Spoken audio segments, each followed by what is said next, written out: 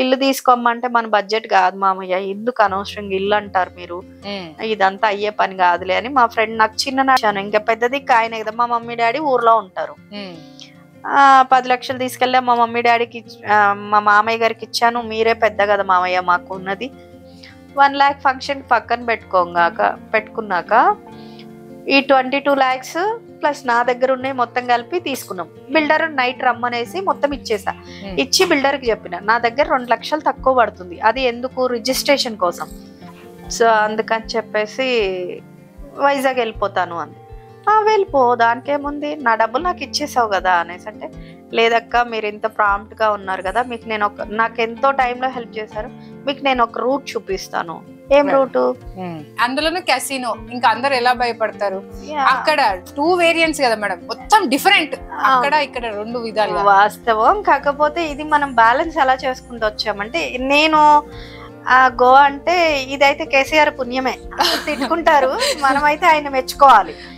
ఎందుకంటే సడన్ గా తెలంగాణ వచ్చేసింది 2014 తెలంగాణ వచ్చింది. తెలంగాణ రాగానే క్లబ్స్ బంద్, కంట్రీ క్లబ్ లో క్లబ్స్ అన్ని బంద్, ఇది మన కల్చర్ కాదు, సో మనం బంద్ చేద్దాం అని చెప్పి ఆ టైంలో సడన్ గా క్లోజ్, ఎనీ ఇంటిమేషన్ ఏం లేదు, సడన్ గా బంద్. కొన్ని కోట్ల రూపాయలు చాలా మంది రోడ్ల మీదకి వచ్చిన టైం అది.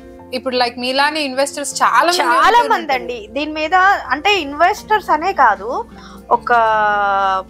ఒక బాయ్ అక్కడ పల్లీలు అవి అమ్ముకోవడానికి వచ్చేవాళ్ళు, అంత క్లబ్ లో కూడా బయట గేట్ బయట పల్లీలు ఒక అతను బాయిల్ చేసి, అనిల్ బాయ్ అనేసి ఇప్పటికి ఉన్నారు, అనిల్ బాయ్ అని చెప్పి పల్లీలు బాయిల్ చేసుకొని తీసుకొచ్చి డైలీ ఆ గేట్ దగ్గరే, లోపలికి వెళ్ళవడం ఉండదు, గేట్ దగ్గర నుంచి ఉంటారు. ఆ అనిల్ బాయ్ పల్లీల కోసం నిలబడే జడ్జిలు ఉన్నారు, ఇంకా ఇంట్రెస్ట్ గా తినేవాళ్ళు. వచ్చేటప్పుడు ఖచ్చితంగా కార్ ఆపి ప్యాక్ చేయించుకొని తీసుకొని వచ్చి మా దగ్గర ప్లేట్ లో సర్వ్ చేసుకొని తింటూ ఆడతారు. అట్లాంటి వాళ్ళు ఎంతో మంది రోడ్డును పడ్డారు, ఎంతో మంది. అక్కడ చేసే వర్కర్స్ ఏంటి చాలా మంది సడన్ గా ఇంటిమేషన్ ఏం లేదు, ఇంకేమన్నా మేము పోయి అడిగామనుకోండి, కామన్ గా అడుగుతాం కదా, ఇట్లా చేశారు మా పరిస్థితి ఏంటి, మరి మాకేమి, మీకేంటి బాస్ ఇంత సంపాదించుకున్నారు, క్యాషినో అసలు ప్లేయింగ్ కార్డ్స్ అంటేనే చాలా ఇది కదా, చాలా అమౌంట్ వస్తుంది కదా, ఇట్లంతా మాకు ఎవ్వరు సపోర్టింగ్ ఉండేది కాదు. ఏం చేయాలి, ఎట్లా, బిగ్గెస్ట్ డిఫెక్ట్ చాలా అండి లైఫ్ అంటే ఇంకా కథం. ఇంకా ఎట్లా అంటే మన దగ్గర 1 lakh ఉంటే బయట నుంచి 10 lakhs తెచ్చాం, మళ్ళీ అది మనం రిటర్న్ ఇవ్వాలంటే ఎఫెక్టబుల్ బిజినెస్ అయితేనే మనం రిటర్న్ ఇస్తాం, లేకపోతే ఏంటి సిచ్యువేషన్, ఉన్నాయన్నీ అమ్ముకున్న వడ్డీకి పోదు. ఇప్పుడు మనం ఉన్న ఇల్లు ఇవన్నీ అమ్ముకోవాలన్నా గానీ వడ్డీ తీర్చలేము, అసలు పక్కన పెడితే వడ్డీ తీర్చలేని పొజిషన్. 1 సంవత్సరం గడిచిపోయింది, 1 సంవత్సరం 2 సంవత్సరాలు మన దగ్గర ఉన్న బ్యాంక్ బ్యాలెన్స్ అన్ని నిల్లుకు వచ్చేసినాయి. 1 సంవత్సరం 2 సంవత్సరాలు ఎటువంటి బిజినెస్ లేకుండా ఇంత వడ్డీలు మనం వాళ్ళకి కట్టాలంటే ఏంది, అది మాటలేనా? ఇప్పుడు బిజినెస్ వస్తే ఏదైనా చేయగలుగుతాం, బిజినెస్ లేకుండా మనం తినాలంటే కూర్చొని తింటే కొండలైనా కరిగిపోతాయట, మనం ఎంతటోళ్ళం. సో అసలు ఏంటి ఇది, మరి నాకైతే చాలా కోపం. మీరు నమ్మండి నమ్మకపోండి, నేను లెగిస్తే పూజ చేసేదాన్ని 1 year అసలు నేను రాను టెంపుల్ కి. ఏంది నా లైఫ్, చిన్నప్పటి నుండి ఇంత టెన్షన్స్ పెడుతూ ఇప్పుడిప్పుడే ఒక టైంలో తినని రోజులు కూడా ఉన్నాయి. మేము చిన్నప్పుడు పాడైపోయిన అన్నాన్ని క్లీన్ చేసుకొని తిన్న రోజులు ఉన్నాయి మేము. ఆ స్టేజ్ నుండి ఈ రోజు ఇలా ఉన్నాం మేము, పొజిషన్ ఏంటిది అసలు. ఇంకోటి ఏంటంటే నా టెన్షన్, అప్పుడు మనం పిల్లల్ని అడాప్ట్ చేసుకొని చదివిస్తుండే, సింగిల్ పేరెంట్ పిల్లల్ని. పచ్చూరులో ఉంది ఇప్పటికి, ఓల్డ్ ఏజ్ హోమ్ ఉంది. మనదేం కాదు, ఫారినర్స్ ఎవరో పెట్టారు, సడన్ గా తీసేస్తే మనకు తెలిసిన వాళ్ళు సింగిల్ పేరెంట్స్ పిల్లలు ఇక్కడ నా షాప్ లో వర్క్ చేసిన వాళ్ళు అలా కొందరు కొంచెం పరిచయం అవుతారు కదా. బయటకు వెళ్ళినప్పుడు మేము ఇలా ఫీజులు కట్టలేకపోతున్నాం, ఇలా బాధలు పడుతున్నాం, అది ఇది అంటే పలానా స్కూల్కి వెళ్ళండి నేను ఫీజు కడతా, అలా మనం జాయిన్ చేసిన వాళ్ళు కొందరు. అలా మనం వాళ్ళకి చదివించిన వాళ్ళం, మన పిల్లలు ఫీజు కట్టలేని పొజిషన్కి వెళ్ళిపోయినాం మనం. బిగ్గెస్ట్ అది. ఇప్పుడు ఎంత మందిని మనం ఇలా చదివించింది మీరు? ఇప్పుడు ఎట్ ప్రెజెంట్ అయితే 22 members ఉన్నారండి. 22 members. అంటే స్టార్టింగ్ ఏ ఇయర్ అని లేదు, ఇంతవరకు చదివిస్తాము అని చెప్పి లైక్ నేను చదివించిన పిల్లలు అయితే ఇప్పుడు ప్రజెంట్ ఒక పాప డిగ్రీలో ఉంది. ఓన్లీ అమ్మాయిలని అయితే నేను చదివించాను, ఎందుకు అబద్ధం చెప్పాలి. కానీ ఇందులో నా చిన్న స్వార్థం ఏంటంటే నాకు అమ్మాయిలు లేరు, ఈ సరే ఇంకోటి ఏంటంటే మాకు ఆ టైంలో మేము చదువుదామన్నా మాకు చదివించే స్తోమత అమ్మ వాళ్ళకి లేకపోవడం ఒకటి. అమ్మాయి అంటే ఇక్కడే ఉండాలి అనుకున్న వాళ్ళు ఇంకా ఉన్నారు ఊర్లు సైడ్. మా ఊరు సైడ్ ఇప్పటికి కూడా 10th అయిపోయిందంటే పెళ్లి చేసేయాలి. అవును, ఇప్పటికి ఈ రోజు ఈ క్షణానికి కూడా 10th అయితే పెళ్లి చేసేసేయాలి ఇది ఉంది. ఇంకా అందుకని నేను కొంచెం అమ్మాయిలకి కొద్దిగా సపోర్ట్ చేస్తాను. అలా అని వాళ్ళకే కొంచెం అట్లా అబ్బాయిలు కూడా ఉన్నారు, ఏదో 2-3 కొంచెం తొందరగా 22 మెంబర్స్ కి ఎవరికైతే మీరు చదివించారో అందులో ఎక్కువ సుమారు ఆడపిల్లలకే ఎక్కువ 18 మంది అమ్మాయిలు ఉన్నారు. అబ్బాయిలే. ఇది మాత్రం నా స్వార్థమే అనుకుంటా నేను. బట్ ఇంకోటి ఏంటంటే వచ్చి నేనేం రిజెక్ట్ చేయలేదు, నాకు రావడం కూడా అమ్మాయిలే వస్తున్నారు. అది మరి దేవుడు పంపిస్తున్నాడేమో నాకు తెలియదు. కానీ మీరు అనుకుంటారా మ్యామ్ ఒక అమ్మాయి పుట్టినింటే బాగుండేది? చాలా అండి, అందుకే ఇంత లాంగ్ గ్యాప్ తర్వాత మా చిన్న అబ్బాయి అయ్యిన్నారు. అది మరి నాకు అదృష్టం లేదు. ఇంకోటి ఏంటంటే నాకు అమ్మాయి లేదు అని నేను ఎప్పుడు ఫిక్స్ అయ్యానంటే మా చిన్న బాబు పుట్టాక కూడా నేను కొంచెం ఉండే, తర్వాత అయినా నేను అమ్మాయిని తెచ్చుకొని పెంచుకోవడమో ఏదో ఒకటి చేద్దాం అనేసి ఉండే నాకు. మా ఇంట్లో డాగ్ ఉంది కదా, అది కూడా అబ్బాయి. అది కూడా దేవుడు నాకు ఆప్షన్ ఇవ్వలేదు, ఏది పుట్టినా నేను తీసుకుందామని ఫిక్స్ అయ్యాను. మా సిస్టర్ డాగ్స్ పెంచుతుంది, ప్రతిసారి 12-13 పిల్లలు పుడతాయి. నేను తీసుకుందామని డిసైడ్ అయినాక ఒక్కటే పుట్టింది, అది అబ్బాయే పుట్టింది. ఇంకా అమ్మాయి ఎక్కడ వస్తుంది మా ఇంట్లో? జస్ట్ జెంట్స్ హాస్టల్ మాది. నేను ఒక్కటే అమ్మాయిని, సింపుల్ గా చెప్పాలంటే అట్లా. ఇది గోవా స్టోరీ మేడం, మనం లైన్ గోవా స్టోరీకి వెళ్ళిపోదాం. ఇది ఈ టైంలో ఇట్లా ఏమైపోయిందంటే కంట్రీ క్లబ్ ఇవన్నీ ఇది అయిపోయినాయి కదా, ఈ స్ట్రగుల్స్ మనం పడుతూ ఉన్నాం. ఇంకా అయిపోయింది, నాకు 2 years లాక్కొచ్చేసాను అమౌంట్. అప్పులోళ్ళు రావడం, తలుపులు కొట్టడాలు. ఇదే టైంలో నాకు ఇక్కడ అరుణక్కది అప్పుడు నేను చెప్పి మధ్యలో ఆపేసాం కదా ఈ బిజినెస్ స్టోరీ. సో ఇది ఏమైపోయింది, ఇది టు బి కంటిన్యూ కదా లైఫ్. మధ్యలో మాట్లాడుకుంటూ వస్తున్నాము. ఇప్పుడు కూడా స్టిల్ నా కోర్టులో కేసు నడుస్తుందండి. రివర్స్ నా మీదే నేను ఇవ్వాలని చెప్పి నా సిగ్నేచరే ఫోర్జరీ చేసి చక్కగా కోర్టులో వేసింది అనమాట మా సిస్టర్ జాన్ జిగిడి. ఇప్పుడు తెలుస్తుంది మిమ్మల్ని ఎంత ప్రేమిస్తున్నారు అనేది ఇంత మందికి చెప్తున్నారు అరుణ గారు. అయితే ఇంకా మా ఎట్లా అంటే వెళ్ళినాము, ఇప్పుడు చిట్టీలు అమౌంట్ ఇవ్వాలి కదా. సరే ఇది ప్రాబ్లం అయిపోయింది, మనం అమౌంట్ తీసుకున్నాం. ఇప్పుడు ఈ ప్రెజర్, ఇక్కడ బిజినెస్ ప్రెజర్ ప్లస్ ఈమె దగ్గర చిట్టీలు వేపించాను కదా ఉండి ఉండలేక, ఇది ఒక ప్రెజర్. ఇది నేను తిన్నది కాదు చేసింది కాదు, హెల్ప్ ఇదంటే సరే ఓకే, బిజినెస్ లో నేను వాడుకున్నాం, వచ్చిన లాభం మనం తిన్నాం, వీళ్ళకి రెస్పాన్సిబిలిటీ. ఇక్కడ మనం వీళ్ళకి ఖాళీ చెప్పేయించిన పాపానికి. ఇంకా గోల్డ్ కూడా ఉందేమో కదా మ్యామ్. సరే గోల్డ్ అంటే అది మనదండి, ఇస్తే ఇవని పోతే పోనీ, కానీ నలుగురు మాట మనల్ని నమ్మిచ్చారు కదా. మనల్ని నమ్మి నన్ను నమ్మి నువ్వు డబ్బులు ఇచ్చినప్పుడు నేను నీకు ఇవ్వకపోతే అట్లీస్ట్ సరే నేను మోసం చేస్తే మహా అంటే తిడతావేమో నువ్వు నన్ను, కానీ అద్దం ముందు నుంచున్నప్పుడు అంతా మనకి మనం సమాధానం చెప్పుకోవాలి కదా ఆ టైం వీను. కానీ ఆ టైంలో నేను చాలా డిప్రెషన్కి వెళ్ళిపోయాను. అసలు ఏం చేసుకుంటాను అన్న టైం అసలు ఒక 1.5 అంటే నేను డిప్రెషన్కి ఎందుకు వెళ్ళానంటే డబ్బులకైతే ఏ రోజు నేను భయపడలే, ఏదో ఒకటి చేస్తాం. మా ఫీల్డ్ లో డబ్బులు సంపాదించడం చాలా ఈజీ, కాకపోతే అది ఎలా ఏంటి అన్నది కొంచెం ఆగిపోయింది కదా. సో దాని వల్ల కొద్దిగా నేను ఆగిన. సరే డబ్బులకైతే భయపడ, కానీ నమ్మిన ఫ్రెండ్స్ దెబ్బేశారు కదా. అదే టైంలో మా చిట్టీలు ఇవ్వకపోవడం, వీళ్ళు వచ్చి గొడవ చేయడం, ఇటు బిజినెస్ వాళ్ళు వచ్చి గొడవ చేయడం, ఉన్న బ్యాంక్ బ్యాలెన్స్ అయిపోవడం, పిల్లల ఫీజులు. ఆ టైంలో మా పెద్ద బాబుకి ఎగ్జామ్ రాయలేదని బయట కూర్చోబెట్టారు. నేను లంచ్ బాక్స్ తీసుకొని వెళ్ళాను. అసలు ఈ రోజుకి అది మర్చిపోలేను నేను. అసలు వెళ్ళి కూర్చుంటే మా బాబు బయట కూర్చొని ఉన్నాడు కింద. కూర్చొని ఉంటే వెళ్ళాను. వెళ్ళి ఏంటమ్మా అంటే ఏం లేదమ్మా ఏం లేదు అంటున్నాడు. వెళ్ళి మేడంతో మాట్లాడాను, ఏంటండి ఇది కరెక్టేనా, మేము ఇంతమంది ఫీజు కట్టామంటే ఆ ఫీజు మేడం ఎప్పటి నుంచో ఉన్నారు, బట్ మాకు తెలియనట్టు ఏం మాట్లాడింది తెలుసా. అలా అంత బాధ ఉన్నప్పుడు మీ పిల్లల గురించి మీరు ముందే ప్లాన్ చేసుకోవాలి కదా. మీరు ఇలా ఇప్పుడు వచ్చి గొడవ పడుతున్నారు అని చెప్పేసి రివర్స్ డైలాగ్ వేసేసింది నా మీద. అసలు ఒక్క క్షణం నా వల్ల కాలేదు కంట్రోల్ చేసుకోవడం. అసలు ఆ టైంలో అడిగేసాను, సరే ఓకే మీరు అన్నది నేను ఒప్పుకుంటా, ఎందుకంటే మిస్టేక్ నాకుంది, మా బాబుని పంపించేయండి ఇంటికి, ఇలా బయట కూర్చోబెట్టడం అంత కర్మ ఏముంది, ఇంటికి పంపించేసేయండి, నేను ఇంటికి తీసుకెళ్తాను. అలా పంపించాము, ఇక్కడే కూర్చోబెడతాను. ఇక కోపం ఆగలే. అందులో మా పెద్ద బాబు ఆయన అసలు నాకు కోపం ఆగలే. రైట్ ఓకే, ఈ రోజు నేను కట్టలేదు, రేపు కడతాను ఫీజు. ఇంతమంది ఫ్రెండ్స్ మధ్యలో ఆయన కింద కూర్చున్నాడు. ఆ పరువు మీరేం చెప్పగలుగుతారు? ఆ చిన్న మనసు పడిన బాధ ఎవరికి ఇచ్చేయాలి అని చెప్పి నేను తిడుతున్నా, ఏడుస్తున్నా. ఇంకా అసలు అవ్వడలే, నేను TV9 పిలుస్తా, అది పిలుస్తా, ఇది పిలుస్తా, మీరు ఇలా చేస్తున్నారని కొట్లాడుతున్నా వాళ్ళ మీద, ఏడుస్తున్నా. మా బాబు లేచొచ్చి ఒక్కటే చెప్పింది, చూడండి అమ్మా ఈ సంవత్సరం కాకపోతే నేను నెక్స్ట్ ఇయర్ రాస్తా, ప్రాబ్లం ఏం లేదు, కానీ నువ్వు ఏడవద్దమ్మా, వెళ్దాం పదా ఇంటికి అనేసి. అసలు నా జీవితంలో మర్చిపోలేని, నాకు బాబే కానీ నా తండ్రి, చాలా అటాచ్మెంట్ ఆయనతోటి నేను. సో ఇంటికి వచ్చాను, చేతిలో డబ్బులు లేవు, ఏం చేయాలి, ఎట్లా. మా వారికి అప్పటికే జాబ్స్ అన్ని మానేసాం కదా, ఏం చేయాలి ఏంటి. ఆయన ఏంటంటే కంప్లీట్ గా తిని ఎదుగుతుంది, తిని స్టార్ బాగుంది, మనం పిల్లల్ని చూసుకుందాం అన్న మైండ్ లోనే ఈయన ఉన్నారు. సో ఆ టైంలో ఇంకా ఆయన మాత్రం ఏం చేస్తారు, నాకు ధైర్యం ఇవ్వడం తప్పితే ఆయన కూడా ఏం చేయలేరు కదా. ఎందుకంటే ఆయన వరల్డ్ కంప్లీట్ గా, ఆయన ఫ్రెండ్స్ ని, ఆయన రిలేషన్ అంతా వదిలేసి మాతోనే, మా కోసమే ఉన్నారు. అలాంటి టైంలో నువ్వు పోయి తీసుకురా నేను కూడా అనలేను కదా. తనకు తెలిసినంత వరకు తను ట్రై చేశారు, ఫ్రెండ్స్ దగ్గర నుండి తెచ్చారు. ఇక్కడేమో లాక్స్ లో కావాలి, మాకేమో 1000 వస్తే ఎక్కడ సరిపోతాయి, జాబ్కి పోయినా 20-30 వేలకు మించి రావు కదా.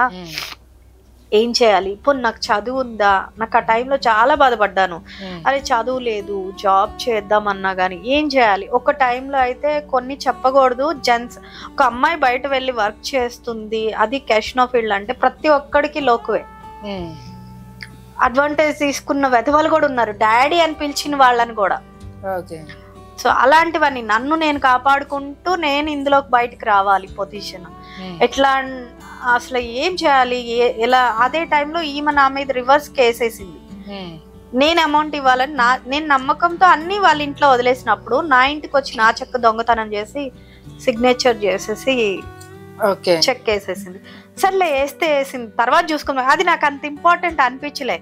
పెడితే జైల్లో పెడతారు, రైట్, దాన్ని వదిలేద్దాం. ఎందుకంటే అది నేను చేయలే, భయం ఎందుకు పడాలి, అమ్మవారు ఉంది చూసుకుంటుంది, భయం ఎందుకు పడాలి, వదిలేసాను. వదిలేసేసి నేను ఫస్ట్ ఇదేం చేయాలి, ఎలా చేయాలి నాకేం తెలియట్లే. ఈ టెన్షన్ కి నేను ఒక బొమ్మ అలారం ఇస్తుంది, ఐడియా ఉంది కదా మీకు, ఒక టాయ్ ఆడుకుంటే మనం అలారం ఇస్తే ఆ సౌండ్ ఆ టైం వరకు వచ్చి ఆగిపోతుంది అంటారు. అలా అయిపోయింది నా లైఫ్. ఎలా అంటే లేవాలి, పిల్లలకి బాక్స్ చేయాలి, తర్వాత బాక్స్ చేసేసి ఇచ్చిన తర్వాత వాళ్ళు వెళ్ళిపోవాలి, ఇంకంతే. అలా సోఫాలో కూర్చోవాలి, ఏదైనా ఫోన్స్ వస్తే మాట్లాడాలి, ఎవరైనా డబ్బులు ఇవ్వాలంటే వచ్చే వాళ్ళతో మాట్లాడాలి. కొట్లాట్లు, రోజుకు ఒక 10 కొట్లాట్లు 10 మందితో చెప్పడం. ఇంత గట్టిగా కూడా మాట్లాడేదాన్ని కాదు నేను ఆ టైంలో. ఎవరైనా మాట్లాడితే ఏడ్ చేసేదాన్ని, అంత సెన్సిటివ్ ఉండేదాన్ని నేను ఆ టైము. అసలు లైఫ్, అసలు ఆ మాట్లాడే టైము నన్ను ఇంత గట్టిగా చేసిందంటే అదే టైం అనుకుంటా. కేసీఆర్ బాగానే ఉన్నాడు, ఎందుకంటే సడన్ గా బంద్ చేసేసాడు. ఆయన బాగానే ఉన్నాడు, మన పరిస్థితి ఎవరు ఏం చేయాలి. అలానే ఆయన మనం తప్పు పట్టలేము, వాళ్ళది వాళ్ళు పెద్దవి, అవి మనం ఇప్పుడు మాట్లాడుకోవడానికి కూడా కరెక్ట్ కాదు. ఎందుకంటే అందులో ఏం లొసుకులు ఉన్నాయో వాళ్ళకేముందో అది మనం మాట్లాడేంత పెద్దవాళ్ళం కూడా కాదు. సరే ఏం చేయాలి, ఎట్లా చేయాలి, ఈ అంత కాదు. కానీ ఆ టైంలో మా హస్బెండ్ నాకు ఇచ్చిన సపోర్ట్ అయితే, ఇంకొకళ్ళు అయితే అది ఎన్నో, ఆయనను కూడా నీ వైఫ్ ఇట్లా క్యాషినో చేసిందంట, ఇప్పుడు ఆ టైం ఆగలేదు, ఇప్పుడు ఇట్లా బాధలు పడుతున్నారు కదా, మీరు ఇట్లా బాధలు పడుతున్నారు, ఆమె ఏమేం చేసిందో, ఆయనకి నెగిటివ్. కానీ ఏ టైంలో కూడా నన్ను ఎప్పుడు, ఇప్పుడు వెళ్తే 12-1 కూడా వచ్చిన రోజులు ఉన్నాయి, ఏ రోజు డౌట్ పడింది లేదు, ఏ రోజు నాకు ఫోన్స్ ఎన్నో వస్తాయి జెంట్స్, అసలు ఏ రోజు ఏంటి అని. ఎవరన్నా రివర్స్ చెప్తే నా వైఫ్ అంటే నాకు తెలుసు, పొండ్రా బాబు అవతలకి అనే అంత యాటిట్యూడ్ ఒకటి. ఎక్కడ నేను ఏం చేసుకుంటాను అనేసి నన్ను బాత్రూమ్కి వెళ్తే కూడా ఒక 10 నిమిషాలు రాలి, ఏం చేస్తున్నాం వద్దు, ఏం చేస్తున్నాం వద్దు అని తలుపు కొడుతుండే. ఏం చేయాలి, ఏమన్నా చేసుకుందామా, పిల్లలు ఏమైపోతారు, సరే నా పిల్లలు అంటే సరే ఎలాగలా పెరుగుతారు అనుకుందాం, మనల్ని నమ్మిన వాళ్ళ పరిస్థితి ఏంటి, మనకు నమ్మి డబ్బులు ఇచ్చారు, మనం ఏదైనా చేసుకొని బాగానే పోతాం, అప్పుడు వాళ్ళు మనల్ని తిట్టుకోరా, జీవితాంతం మన పిల్లలు ఈ మచ్చ మొయ్యాలి కదా. ఏం చేయాలి, ఎలా చేయాలి, అసలు ఏం అర్థమయ్యేది కాదు, ఒకటే బాధ. ఏమన్నా కానీ నేను వెళ్తున్నా, గుడికల్లి వెళ్తున్నా, నేను అప్పటికే 1 year అయిపోయింది, అసలు దేవుని మొక్కడం మానేశాను, పూజ గదంతా కంప్లీట్ వదిలేసాను. అసలు ఇంకా నేను చెయ్యను, నీకు పూజ చేయను, ఏం చేయను, చిన్నప్పటి నుంచి చేసి అలసిపోయాను, నాకేమి ఇచ్చావు నువ్వు, నాకేం వద్దు, నేను చెయ్యనంటే చేయను అనేసి అలిగి కూర్చున్నాను. అట్లే చేయలే. మా వారేం దీపం పెట్టు, పూజ చెయ్యి, నేను చెయ్యను, నాకు మనసు లేదు, నేను చెయ్యనంటే చెయ్యను అనేసి ఈయన లేదురా ఏదో ఒకటి దారి దొరుకుతుంది, నువ్వు ముందు ధైర్యంగా ఉండు అనేసి. అసలు నాకు డబ్బులు ఇవ్వాల్సి ఇచ్చి ఇదే అరుణ వచ్చి నా మీద గొడవ పడేది, రోడ్డు మీద ఉండి అరిచేది, అసలు చాలా చిల్లరగా బిహేవ్ చేసేది అనమాట. నిజంగా నేను డబ్బులు ఇవ్వాల్సిన వాళ్ళేమో ఇంట్లో వచ్చి కూర్చొని మాట్లాడేవాళ్ళు నాతోటి, ఇలా కాదురా నువ్వు ధైర్యంగా ఉండు. నాకు నిజంగా చెప్పాలంటే చాలా సపోర్టివ్ ఉండేవాళ్ళు అండి డబ్బులు ఇచ్చేవాళ్ళు.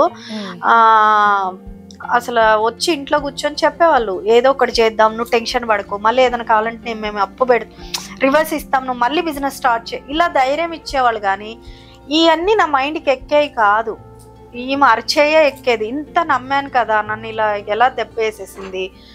ఆ టైంలో నేను చెప్పాను కదా, నా 3rd క్లాస్మేట్ అనేసి జాను అని అమ్మాయి, ఫిజికల్లీ హ్యాండిక్యాప్డ్ అమ్మాయి, చదువుకోలేదు పెద్దగా. శనివారం శుక్రవారం మా అమ్మాయి టెంట్ ఐడియా ఉంది కదా, మనం ఫంక్షన్స్ కి ఇస్తాం, అవి స్టిచ్చింగ్ చేస్తారు వాళ్ళు, కూలి పని చేసుకునే వాళ్ళు. అమ్మాయి కింద ఒక 4-5 శుక్రవారం రోజు ట్రైన్ ఎక్కేది జనరల్ కి, కాలు బాగాలేదు, జనరల్ కి ఎక్కి శుక్రవారం శనివారం ఆదివారం నా దగ్గర ఉండేది. నేను ఏం చేసుకుంటాను, ఫ్రెండ్షిప్ అంటే అలా ఉండాలి చూడండి, ఏం చేసుకుంటాను అని తను వచ్చేది. ఆదివారం రోజు నైట్ మళ్ళీ అన్నయ్య జాగ్రత్త అని చెప్పి ఆదివారం నైట్ మళ్ళీ వెళ్ళిపోయేది. అట్లా నన్ను ఒక 1 year వీళ్ళు నన్ను మళ్ళీ మనుషుల్లోకి తీసుకొచ్చారు. 1 year అయింది. నేను ఇట్లనే ఏదో ఈ టేబుల్స్ మాట్లాడదామని వెళ్ళాం, ఇట్లా రండి మనం రాజ్భవన్కి వెళ్ళి మాట్లాడదాం అది ఇదంటే సరే అని బండి వేసుకొని వెళ్ళాను. వెళ్ళి మాట్లాడి నేను ఏదో ఆలోచించుకుంటూ గుడి వెనక నుండి వస్తున్నా, ఎల్లమ్మ గుడి, మన బల్గంపేట ఎల్లమ్మ గుడి వెనక నుండి. అసలు ఆ టైంలో సండే సాటర్డేస్ అంటే ఎలా ఉంటాయి, రష్ అంతా, అసలు వెహికల్స్ రాలి. కానీ ఆ రోజు ఫ్రైడే ఉంది, బాగానే ఉన్నారు, రష్ అంత ఏం లేదు. నేను మామూలు స్పీడ్ లోనే వస్తున్నా, అసలు 30-40 ఆ స్పీడ్ లో వస్తున్నా, చాలా స్పీడ్. అయితే ఒక అమ్మాయి చిన్న పాప అసలు ఇంకా అట్నుంచి ఇటు ధన్మని పరిగెట్టుకుంటూ వచ్చింది. అంత స్పీడ్ బ్రేక్ వేయలేం కదా, నేను కొడితే అంత దూరం వెళ్ళి పడింది. ఇంకా అయిపోయిందిరా బాబు నా లైఫ్, ఇక్కడికి వీళ్ళు నన్ను చంపేస్తారు అనేసి ఫిక్స్ అయిపోయినా. ఎందుకంటే అంత గట్టిగా ఆ పిల్ల ఏం తెలియనట్టు తినుకుంటూ పరిగెట్టుకుని, నేనైతే ఒకటే అనుకున్నా, అమ్మ నాకు ఇప్పుడు ఏం గొడవ కావద్దు, నేను వచ్చి నేను ఇది చూసుకుంటా అనగానే అమ్మాయిలు వేసి పరిగెట్టుకుంటూ వెళ్ళిపోయింది. వాళ్ళు చుట్టూ ఉంటారు కదా, వాళ్ళు వచ్చేసి నన్నేం అనలేదు, రివర్స్ ఆ అమ్మాయిని తిడుతున్నారు, వాళ్ళ పేరెంట్స్ నే తిడుతున్నారు. చూసుకోవాలి కదా, బండ్లు కదా, మీకేమైనా అయిందా మీకేమైనా అయిందా అని నన్ను అడుగుతున్నారు. ఓకే తల్లి నువ్వు ఉన్నావు అని చెప్పేసి బండి అక్కడే సైడ్ కాపి 1 year తర్వాత నేను ఆ గుళ్ళోకి మళ్ళీ అడుగు పెట్టా చూడండి. అప్పటిదాకా ఫ్రైడే వస్తే అన్నదానం చేసేవాళ్ళం, అక్కడ అంతా చేసేవాళ్ళం. 1 year కంప్లీట్ బంద్, అసలు వెళ్ళలేదు. మళ్ళీ ఆ రోజు అడుగు పెట్టినా బాగానే ఇక ఏం తెలియదు, దిక్కుదోచని పరిస్థితి. ఇక పొద్దున్నే అభిషేకం ఎర్లీ మార్నింగ్ 5 o'clock వెళ్ళేదాన్ని, ఒక పాల ప్యాకెట్ పట్టు ఇక్కడ నుంచి బల్గంపేట వెళ్ళేదాన్ని, చింతల నుండి బల్గంపేట ఎల్లమ్మ టెంపుల్కి వెళ్ళేదాన్ని. నేను ఏం చేసినా నువ్వు చేయాలి, నాతో కాదు, నేను ఏం చేయాలి, ఇన్ని లక్షలు ఉన్నాయి ఇక్కడ, 20-30 లక్షలు, అప్పటికే 20-30 లక్షలు అంటే ఆ టైం నాకు చాలా పెద్ద అమౌంట్. అసలు ఏం చేయాలి, ఎట్లా చేయాలి, అసలు ఏం అర్థమయ్యేది. ఇల్లు అమ్ముదామా, లోన్ ఉంది, ఏం చేయాలి, ఏంది పొజిషన్, అసలు అర్థమయ్యేది కాదు. ఏమన్నా కానీ అమ్మా నేనైతే నీ దగ్గర వస్తున్నా, నువ్వే దారి చూపి. అంతా అయిపోయింది. అయిపోయిన తర్వాత ఈమె కోర్టులో కేసు వేసింది అరుణ. వేసినాక అక్కడి నుంచి బాగా వస్తున్నాయి. నాకు అసలు ఏం అర్థమయ్యేది కాదు, ఏంది ఇది ఇట్లా కేసు వేస్తుంది, ఇది అలిసిపోయాను. ఇంకా అప్పటికి నా వల్ల కాలే, డిసైడ్ అయిపోయినా ఇంకా ఏదో ఒకటి చేసేసుకున్నాం. ఇంకా అసలు ఇట్లా కాదు, సరే నేను ఏదైనా చేసుకుంటున్నా, పిల్లల పరిస్థితి ఏంది, ఈయన అంతంత మాత్రం నా పిల్లలు మరి ఈయన ఎక్కడికో వెళ్ళారు అప్పుడు, ఏదో ఫ్రెండ్స్ అనో ఏదో అయితే ఎక్కడికి వెళ్ళారు అన్నది నాకు ఎగ్జాక్ట్లీ గుర్తులేదు ఆ టైము. మా బాబు ముగ్గురే ఉన్నారు అప్పుడు, 4వ బాబు లేరు. చిన్న బాబు మా దీపు వచ్చేసి చాలా చిన్నోడు అప్పుడు, 2 years 3 years 2-3 years కాదు, బాగానే ఉంటుంది, 6 years దాకా ఉంటుంది ఆయనకి, నడుస్తాడు. అయితే ఇంకా వీళ్ళని ముగ్గురిని తీసుకొని డిసైడెడ్, ఇంకా సరే ఏమన్నా కానీ ఇక ఇంకా అయిపోయింది, నాతో కాదు, నేనేమన్నా అయితే మా అమ్మ వాళ్ళు కూడా ఒక పూట పిలిచి అన్నం పెట్టే స్టేజ్ కాదు వీళ్ళది, పిల్లల్ని ఇంక ఇట్లా అయితే ఎట్లా, ఇదంతా కాని పనిలే అని చెప్పేసి ఏమన్నా కానీ ఫోన్ ఇంట్లో పడేసేసి, చేతిలో ఎన్ని డబ్బులు ఉంటాయి కూడా లేవు. నాకేందంటే టిబ్బీ ఒకటి పెట్టడం అలవాటు దేవుడి దగ్గర, పూజ చేసినప్పుడల్లా ఎంతో కొంత అందులో వేయడం అలవాటు. ఆ డిబ్బిని తీసేసి డబ్బులన్నీ చేతిలో పెట్టుకుని పోవడానికి ఉంటే చాలు, వచ్చే ఉద్దేశం లేదు కదా. మంచిగా మా సార్కి ఒక లెటర్ రాసేసి చక్కగా ఈ ఇల్లు అమ్మేసి, అది కూడా అందులో కూడా వీళ్ళకింత కట్టాలి వీళ్ళకింత కట్టాలి, ఇది ఇక్కడ కట్టు మనకింత రావాలి అరుణ దగ్గర, ఇదంతా రాసేసి లెక్క చెప్పి, లైక్ నాకు అరుణ దగ్గర ఎంత 62 లక్షలు 63 లక్షలు డబ్బులు రావాలి. అవి వస్తే నాకు ఇంత టెన్షనే ఉండేది కాదు. ఈసారి ఏదన్నా జరగని ఆమెను ఎక్కువ ఏమి ఇయ్యమనొద్దు, నా బంగారం మీద ఏమొద్దు, వీళ్ళకి ఇచ్చే డబ్బులు అయితే తీసుకొని వీళ్ళకి కట్టేసాయి అని చెప్పేసి నేను వెళ్ళిపోయినా. ఇంకా ఈయన ఎక్కడికి వెళ్ళానో ఈయనకు తెలీదు. వచ్చి గుళ్ళు ఎత్తుకుంటే ఎక్కడ ఉంటా ఏ గుళ్ళో ఉంటే, నేనేం బలగంపేటలో లేను కదా. నాకు చందోల అమ్మవారు, బండ్లాముఖి అమ్మవారు అని చెప్పి ఎప్పటి నుంచో ఆశ. టీవీల్లో దాంట్లో చూడటమే తప్పితే ఎప్పుడు వెళ్ళలే. మా ఊరు దగ్గర చందోలు, ఆంధ్రాలో గుంటూరు దగ్గర అన్నమాట. ఎప్పటి నుంచో ఆశ కదా. సరే ఎలాగో చనిపోదాం అనుకుంటున్నాం కదా, అదేదో అమ్మవారిని చూసి చనిపోతే అయిపోతుంది కదా, ఈ కోరికన్నా తీర్చుకుందాం, చిన్న కోరిక. ఇంకోటి ఏంది చనిపోవడానికి, ఓకే అక్కడ పోయి చందోల్ నుండి మళ్ళీ విజయవాడ బ్యారేజ్, కృష్ణా బ్యారేజ్ ఉంది కదా, అది కూడా అందులో పడిపోతే ఈజీగా ఉంటది కదా. సో చనిపోవడానికి ఇంత ప్లానింగ్. 3 పిల్లల్ని తీసుకొని శుభ్రంగా నైట్ గుడికి వెళ్ళిపోయినాను. నా మార్నింగ్ బయలుదేరితే సాయంత్రం అయింది. గుడికి వెళ్ళాను. వాళ్ళు ఎప్పుడు ఆ గుడిలో ఎవరు పడుకోరట, పొంగళ్ళు చేసి అట్లా ఇచ్చేస్తారట, వచ్చేస్తారు. అయితే నేను ఇట్లా హైదరాబాద్ నుండి వచ్చాను, నేను ఇక్కడే పడుకోవాలనుకుంటున్నానంటే, మండపంలో లేదు నేను అమ్మవారి దగ్గరే పడుకోవాలనుకుంటున్నాను. సరే అయితే అమ్మ పడుకో అని చెప్పేసి అని అన్నారు. అయితే ఆ టైంలోనే హరిప్రసాద్ గారు, మనోహర్ గౌడ్ గారు అని చెప్పేసి, హరిప్రసాద్ గారు దుబాయ్లో ఉంటారు, మనోహర్ గౌడ్ గారు వాళ్ళ బ్రదర్ అనమాట. ఆయన ఇక్కడ ఎల్లమ్మ గుడిలో దీనికంతా పూజలో సేవ, కళ్యాణం టైంలో అమ్మవారికి జూలైలో ఫస్ట్ మంగళవారం కళ్యాణం అవుతుంది. ఆ టైంలో సేవలో అట్లంతా ఉంటారు. మేము అక్కడ ఉండేవాళ్ళం కదా, నన్ను చూస్తుంటారు. ఆయన మొహపరిచయం లేదు కానీ, అంటే మొహపరిచయం కానీ మాట పరిచయం లేదు. ఆయన ఊరికే నన్ను అబ్జర్వ్ చేస్తున్నాడు. 3 పిల్లల్ని పెట్టుకొని, నాకేమో కదిలిస్తే ఏడుపు వస్తుంది. ఏంటి హైదరాబాద్ నుండి వచ్చిందంట, ఆయన అబ్జర్వ్ చేస్తున్నాడంట. నేను అక్కడే పడుకుంటా అంటే ఆయనకు మరి ఎందుకు అనిపించిందో ఏమో నాకైతే తెలియదు. దేవుడు ఇది ఉండేసి ఆయన వెళ్ళలే. ఆ నైట్ వెళ్ళిపోవాల్సిన ఆయన హైదరాబాద్ వెళ్ళలే. ఆయన ఉండిపోయారు, ఆయన కూడా ఉండిపోయారు ఆ రోజు.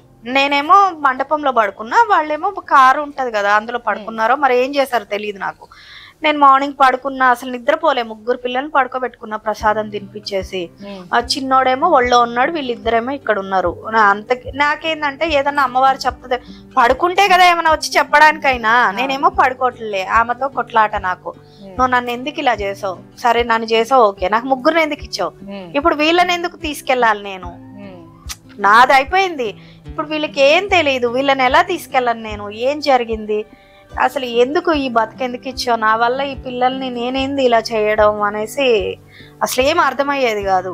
సరే అట్లా 3:30 ఆ టైంకి కన్ను కునుకు పడేసింది. నాకు ఇప్పటికి బాగా గుర్తు, ఆ స్పర్శ నేను మర్చిపోలేను.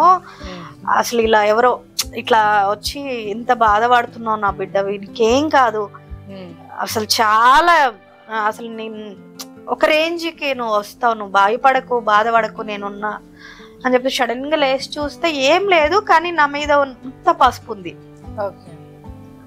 సరే పొద్దున్నే లేచాము. ఇంకా దెబ్బకి భయం వేసి లేచి పంతుళ్ళు వాళ్ళు వస్తారు కదా 5 o'clockకి, స్నానం కూడా చేయలేదు. ఇంకా ఈ పొయ్యే వాళ్ళకి స్నానాలు ఇవన్నీ ఎందుకు, ఈ మండపంలో పడుకున్న వాళ్ళు లేచి వచ్చేసాం పక్కకి. ఆయన ఉండి లేదమ్మా అర్చన చేస్తాము, మీరు గర్భగుడిలోకి రండి అది ఇది అనేసి పంతులు పిలిచారు. నా దగ్గర డబ్బులు కూడా లేవు దక్షిణ వేయడానికి. గర్భగుడిలోకి ఎలా వెళ్ళని, స్నానం లేదు అంటే, లేదమ్మా మీరు రండి అన్నాను. ఎంత దగ్గరగా అంటే ఈ డిస్టెన్స్ లో చూసాను అమ్మవారిని, నేను చందోల అమ్మవారిని కళ, అలాంటిది ఇంత దగ్గరకి చూసిన. అక్కడికి వెళ్ళాలి అన్నదే ఒక కోరిక, చావుకు ముందు ఇంత దగ్గరలో చూసిన అమ్మవారిని. అసలు చాలా ఏదో చెప్తుంది, ఏం చెప్తుందో తెలియదు. సరే అని చెప్పేసి, సరే బానే ఉంది అంతా, మనం వెళ్తున్నాము, బయటకు వచ్చాం, పూజ అయింది, బయటకు వచ్చాం, పిల్లలకి ఏదో వాళ్ళు ఏదో అన్నారు, గుళ్ళో ఏదో పెట్టారు, తిన్నాం, వెళ్ళాలి కృష్ణా బ్యారేజ్ టార్గెట్. ఎలా, డబ్బులు ఏం చేయాలి? అప్పుడు మెల్లగా హరిప్రసాద్ గారు వాళ్ళు వచ్చి, మీరు ఎక్కడ ఉంటారమ్మా, ఏందమ్మా ఇంత ఇదిగా ఉన్నావు అని అంటే, మేము హైదరాబాద్ అండి అది ఇది నాకేమో కోపం ఎక్కువ. అప్పటికే జెంట్స్ తో చాలా విసిగిపోయి ఉన్నాను నా లైఫ్ లో.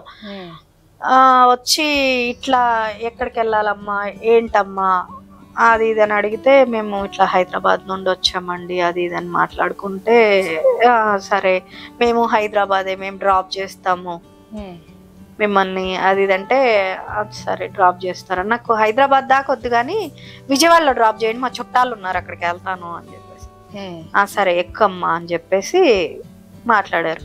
సరే ఎక్కినాక ఈ మనోహర్ గౌడ్ అంకుల్, నేను మీకు తెలీదా బేటా అనేసి అన్నా. నాకేం తెలుసండి, నాకేందంటే నిజంగా నేను ఆయనను ఎక్కడో చూసిన ఫీలింగ్, కానీ ఆయన ఎవరో ఏందన్నా మనకు తెలీదు. కాకపోతే ఏంటంటే పొజిషన్ ఏదో ఆయన పులిహార కలుపుతున్నాడు, మనం వింటున్నాం అన్న మైండే ఉంది నాకు. ఆల్రెడీ వీళ్ళతో వేగి ఉన్నాను కదా ఈ జెంట్స్ అన్నప్పుడు. నాకెంతసేపటికి నా ప్రాబ్లమ్స్ నాకే ఉన్నాయి, ఇంటికి నోటీస్ ఇచ్చింది, అన్ని వచ్చేసి ఉన్నాయి. ఆ టైం బీను నేను ఎటు ఊపిరి తీసుకోలేని పొజిషన్. ఆ టైంలో చావు తప్పితే ఏం కనపడతలేదు నాకు. ఆయన ఏదో మాట్లాడుతున్నాడు. సరే అని చెప్పి ఆ మాటలు ఏదో ఆయన అడిగిన దానికి ఏదో చిన్న సమాధానం చెప్పిన. కృష్ణా బ్యారేజ్ అయితే వచ్చేసింది, ఇక్కడ ఆపేసేయండి అని. ఇదేంటమ్మా విజయవాడ అన్నావు, ఇక్కడ దిగుతాను అంటున్నావు అనేసి అంటే, ఇంకా నాకు ఇంకోటి బ్యాడ్ హ్యాబిట్ ఏంటంటే కొంచెం మనుషులు బాగా మాట్లాడి నిజాలు చెప్పడం. అసలు సామాన్యంగా అబద్ధం చెప్పను. అది అవతల వాళ్ళకి ఏదన్నా ఇబ్బంది అంటేనే చెప్తాను తప్పితే అసలు అబద్ధం అనేది నోట్లో రాదు. నువ్వు బాధపడినా నిజమే చెప్తా, ఏడిస్తే ఏడు, ఆ టైం బీన అయిపోతుంది అనుకునే మెంటాలిటీ నాది. ఇంకా అయితే లేదంకులు ఇలా చనిపోవాలని డిసైడ్ అయిపోయాను అంటే, సరే నువ్వు చచ్చిపోతే చచ్చిపోయినావు, ఈ పిల్లల్ని ఎవరికైనా ఎడాఫ్ ఇవ్వచ్చు కదా, మరి ఎందుకు పిల్లల్ని తీసుకెళ్లాలంటే, అమ్మో వాళ్ళు సరిగ్గా చూసుకుంటారో చూసుకోరో, ఎందుకంటే వాళ్ళకి ఏం ఇది కావాలి అని అడిగేది కూడా తెలియకుండా పెంచుకున్నా నేను. వాళ్ళు వేరే ఎక్కడో ఇస్తే, ఎందుకంటే నేను పడ్డాను చిన్నప్పుడు. మా అమ్మ వాళ్ళకి నేను ఒక్కటే అమ్మాయిని, కానీ మా మేనమామల దగ్గర పెరిగి నేను తిండి తినక, వాళ్ళు ఏదైనా కొని పెట్టుకుంటే దాన్ని తినే ఆశగా చూస్తే అది బాధ నాకు తెలుసు. వేరే ఇళ్లలో పెరిగితే నేను ఎలా పెరిగానో నాకు తెలుసు. ఇప్పుడు నేను నా పిల్లల్ని ఆ స్టేజ్ లో వదిలేసి వెళ్ళలేను కదా, ఈయనకి బాధ్యతను అందించలేను, ఏం చేయాలి, మిస్టేక్ నాది. ఈయన చెప్తూనే ఉన్నాడు, నీ అక్కలతో నువ్వు జాగ్రత్త, అక్క అంటున్నావు, నీ సొంత అక్క కాదు, నువ్వు ఒక్కసారి ఆలోచించాను. వినలే ఆ టైంలో. ఆయన ఎలా నేను నిందించలేను, ఇప్పుడు మిస్టేక్ నాది, నేను చేసిన పాపానికి. లేదంటే సరే అమ్మా నువ్వు ఇన్ని చెప్తున్నావు, అసలు ఈ ప్రాబ్లం ఏం కావాలి నీకు, ఎంత అయితే నీ ప్రాబ్లం తీరుతుంది అంటే, నువ్వేమన్నా ఇస్తావా అనేసి ఎటకారికి అడుగుతాం కదా.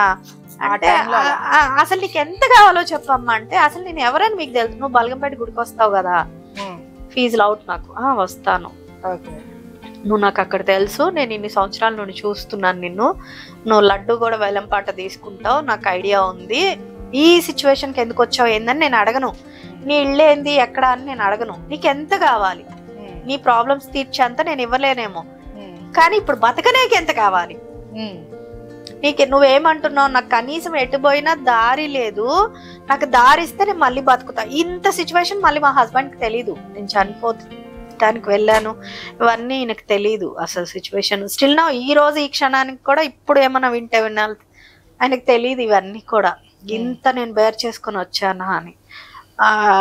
ఆ టైంలో అసలు ఇంటికి వెళ్దామమ్మా, ఇంటికి వెళ్ళి మనం మాట్లాడుకుందాం, నువ్వు ఫస్ట్ ఇంటికి రా అంటే, ఏమో ఏ టైం ఎలా వచ్చింది, నేను చాలా మంది ఎవరి మాట వినను, కానీ ఆ టైం ఎందుకు విన్నానో తెలీదు. సరే ఇంటికి వచ్చాను, వాళ్ళ ఇంటికే తీసుకెళ్లారు డైరెక్ట్ గా. అంకుల్ వాళ్ళు బల్గంపేట రోసయ్య వాళ్ళ ఇల్లు ఉంది కదా, అక్కడ ఉంటారనమాట. అప్పటికే హరిప్రసాద్ వీళ్ళంతా ఉండి, లేదు ఎందుకు మనకి ఇవన్నీ అవసరమా, ఆయనకి పిల్లలు లేరు, హరిప్రసాద్ అని ఆయనకి పిల్లలు లేరు, నాకు 3 పిల్లలు, ఎడాఫ్ ఇవ్వచ్చు కదా అనేసి అన్నది ఆయనే అనమాట. సో అది ఇంత చిన్న వయసులో ఇలా అసలు ఇంత ఈ జర్నీలో స్టోరీ అంతా మనం మాట్లాడుకుంటాం కదా, ఎలా ఏంది అని. ఇదంతా విని అసలు ఇంత టాలెంట్ పెట్టుకొని ఇలా చావాలి పిచ్చి పిల్లలాగా చేస్తున్నావు అది ఇది అనేసి, సరే ఇంటికి వచ్చాం. నైట్ ఆంటీ గారు ఏదో వండి పెట్టారు, తిన్నాము, పడుకున్నాము. నాకు ఒక పక్క టెన్షన్, ఈయన మాట విని మళ్ళీ హైదరాబాద్ వచ్చిన, మళ్ళీ రిటర్న్ పోనీకి కూడా నా టెన్షన్ నాకే, ఎవరో ఏందో, మళ్ళీ రిటర్న్ పోనీకి కూడా డబ్బులు లేవు. ఇక నెక్స్ట్ ఏం చేయాలి, ఎందుకు వచ్చినా నేను, ఈయన మాట అసలు ఎందుకు ఇన్నా, నిద్ర లేదు ఏం లేదు. కూర్చొని తెల్లారి పొద్దున్న లేచినాక 4 లక్షలు అలా తీసి, నేను ఎంత కావాలని నేను ఏం అడగలేదు అంకుల్ని, 4 లక్షలు తీసి అలా టేబుల్ మీద పెట్టారు నాకు. ఎవరు మనోహర్ గౌడ్. మళ్ళీ నా సెకండ్ లిఫ్ట్ అనుకోవాలి అది. 4 లక్షలు తీసి అలా పెట్టారు. ఈ టైంలో కూడా చెప్తున్నా కదా, ఆ టైం రాంబాబు, రామారావు వీళ్ళంతా నాతోని పైకి వచ్చిన వాళ్ళు. ఈ డబ్బులు అయిపోగానే నా ఇంటి ముందు కూర్చొని అరిచిన వాళ్ళు వీళ్ళంతా. ఈయన ఎవరో నాకు తెలీదు. నాతో తిన్నోళ్ళందరేమో నన్ను అరుస్తున్నారు.